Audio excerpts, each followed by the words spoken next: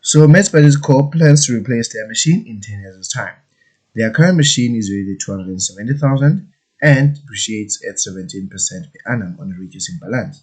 The price of a replacement machine increases by 12% per annum. The old machine will then be sold at scrap value and the proceeds will be used towards purchasing the new machine. And the company decides to set up a sinking fund to cover the replacement cost of the machine.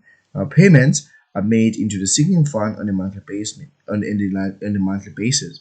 The first payment is made 1 month after the purchase of the original machine, and the last payment at the end of 10 years' time. Now, to calculate the monthly payments into the sinking fund if the interest rate is 13.75 per annum compounded monthly. All right. So now here, what we're dealing with is what we call a sinking fund. Now, let me define what is a sinking fund. So basically, a sinking fund is when you calculate the difference between the price of a machine that it has inflated to minus the price of the machine that it is depreciated into, right? So now here, the reason why we're using it into a future value formula is because here we don't only calculate that sinking fund, we're seeing it in the future, but then now we start saving for that money so that we can actually accumulate that money towards the end of a certain period of time, right? Now in this scenario, we have a machine. Then this machine, it is worth 270,000, but then that machine, it depreciates by 17%, right? Now the same machine, right, to get a replacement of it, that machine is actually inflated by 12%, right? So now we need to then understand that if that is the case, right, now how much will be the new machine, right, in 10 years' time? And then we also need to know how much will this current machine be when it has depreciated after 10 years. Then from there, we need to calculate our difference, and then we use that as our future value because that's the money that we need to save up so that we can have in the future. But then now, not only that, in this question, we want to also know how much we will then start saving right now because we won't have that money up until we start doing something, right? And then that is what you're going to be doing, which is saving that money starting now so that we can have it in 10 years' time. Now, how do we then answer then such question? So the such question, to answer it, is first we need to understand that the first step to do is to calculate the inflation, right?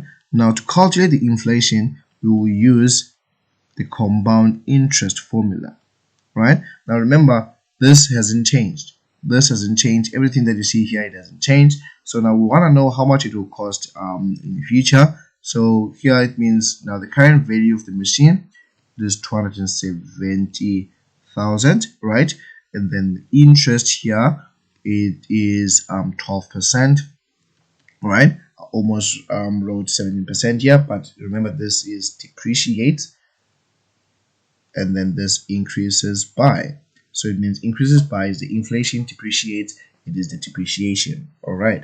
So now here, the number of compound, remember this is per annum. So it means basically M is 1, but we don't usually write M when we have it as 1. And then the years here, it is still 10. And then it means N is going to be 10 times 1, which will be 10 because, oh yeah, that is basically that. Okay. So now, to calculate the value for A, we will then take our 270,000 rand and then 1 plus. So I'll just write this as 12% because, like I said, M is 1, so I don't necessarily have to write it, and then N is 10. Now, this was just a formality so that you can understand that this is still the same. And then here, when we press this into our calculator, we have our 270,000 rand into 1 plus 12%, and then we raise this into 10.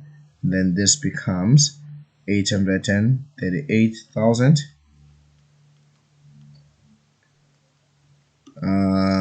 579. We'll just go back there.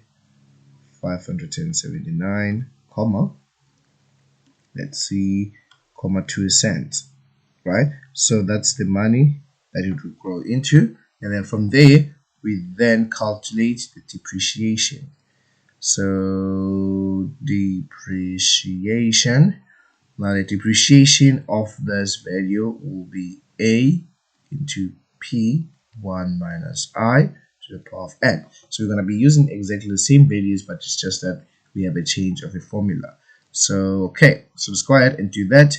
So we still have 270,000 rand, and then we have 1 minus 12%, and then we have 10. So this means now in my calculator, all I have to do is to remove plus and change it into minus, and then it gives me that value. So A, it is 75,195, comma 26 cents.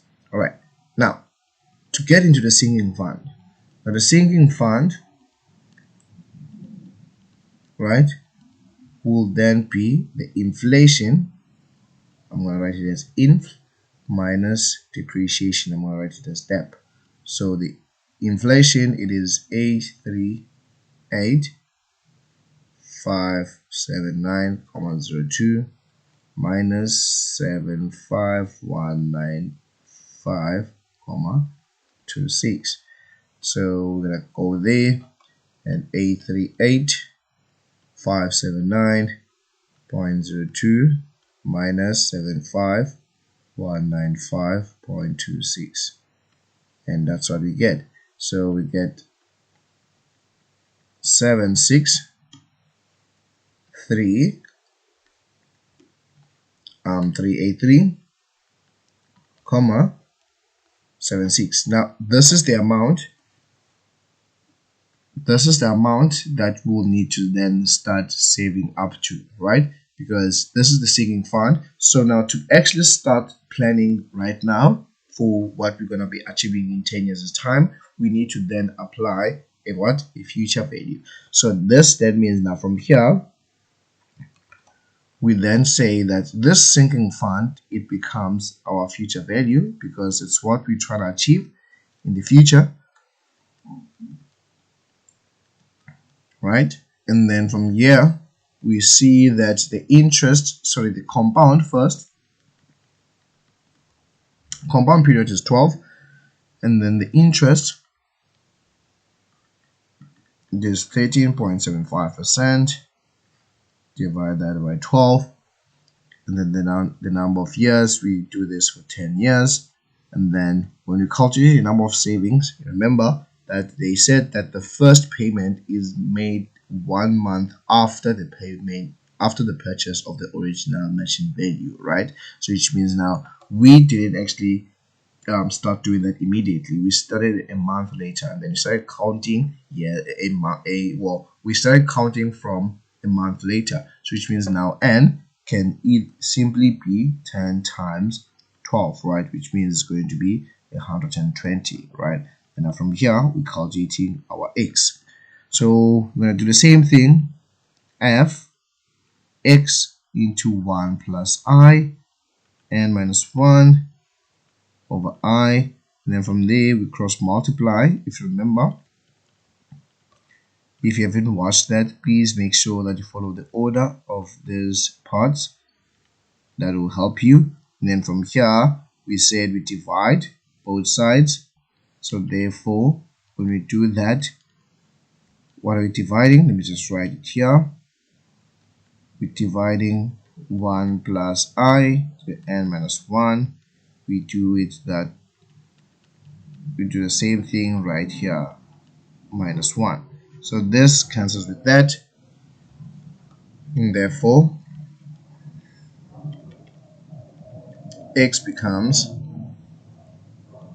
I times f over 1 plus I into n minus 1. Alright, so now let's go ahead and substitute and see what we get here. So here, remember I, that is 13.75% divided by 12, multiply, and then our future value 763,383,76, and then over 1 plus 13.75% over 12 into 120 minus 1. And then we're going to press this into our calculator. Now I'm just going to keep this value as my answer so that I don't get to write it again. Alright, so 13.75% over 12. And then we multiply this with answer, because remember we still have that 763,383,76. So I'm just going to write, I'm putting it in there so that I don't get to repeat the same thing. Oh, you know what, actually, let me just write it so that you can actually see how to type it, because I don't want you to be making any mistakes. And then the next thing you press answer, that it's giving you something different. So 763,383.76. There we go. 763,383.76. All right. So let's see what we get. So now this means now they need to start saving 2,991 rand. 2,991 rand, 20 cent, and that is basically how we get into a sinking fund, right?